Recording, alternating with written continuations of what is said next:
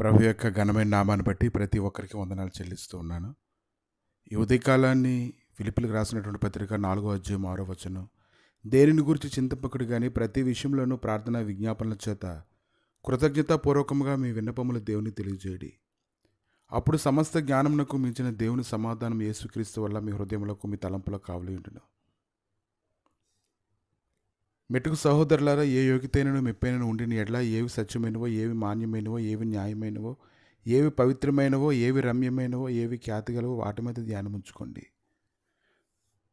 మరియు మీరు నా వలన ఏవి నేర్చుకొని అంగీకరించుతారో, నా యందున్నవిగా ఏవి వింటారో, ఏవి చూచుతారో అట్టి వాటిని చేయడం, అప్పుడు సమాధానకర్త యొక్క దేవుడు మీకు తోడై ఉండును.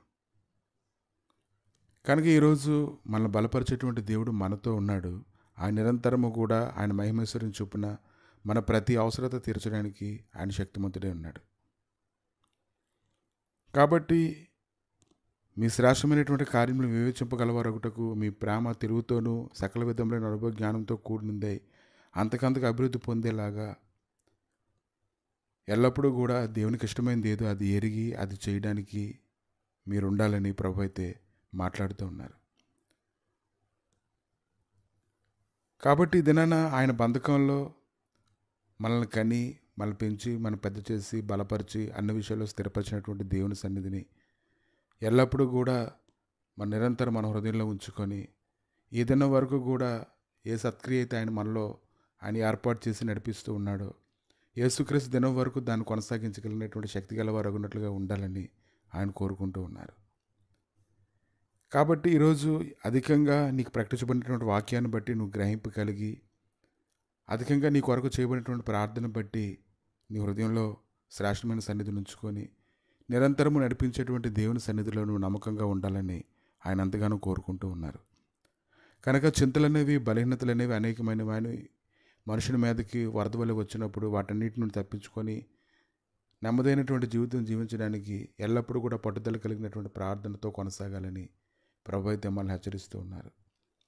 ఈ ఉదయకాలాన్ని ఎంతోమంది ఎన్నో అవసరాలను బట్టి ఉదయకాలం నుంచి ప్రతి సమయంలోనూ ప్రార్థన చేసి వేడుకుంటూ ఉన్నప్పుడు ఆ యొక్క గొప్ప సన్నిధి మనల్ని వెంబడించినట్లుగా ఆయన కృప కొరకు మనం వేడుకొని మనం ప్రయాసపడాలి. మనతో ఉన్నటువంటి వారందరి కొరకు ప్రార్థన చేయాలి, స్తుతించాలి. వారి యొక్క ప్రతి అవసరత తీర్చడానికి గాను మన శక్తి కొలది మన పరుగులెత్తుతూ మనం ప్రయాసపడవలసిందే. క్రీస్తుకు ఎటువంటి మనసు అయితే కలిగి ఉందో ఈరోజు అటువంటి మనసు మనం కూడా కలిగి మనం ముందు కొనసాగాలని ప్రభు అయితే మనతో మాట్లాడుతూ ఉన్నారు. కాబట్టి శ్రేష్టమైనటువంటి దినముగా ప్రతి దినమని ఎంచుకోవాలి. ఫిలిప్పీలకు రాసిన పత్రిక 4వ అధ్యాయం 6వ వచనం రీతిగా దేనిని గురించి చింతపకుండా ప్రతి విషయంలో ప్రార్థన విజ్ఞాపన చేత కృతజ్ఞతాపూర్వకంగా మన విన్నపాలన్నీ దేవుని తెలియజేస్తూ ప్రతి ఒక్కరి కొరకు మనం సిద్ధపడాలి.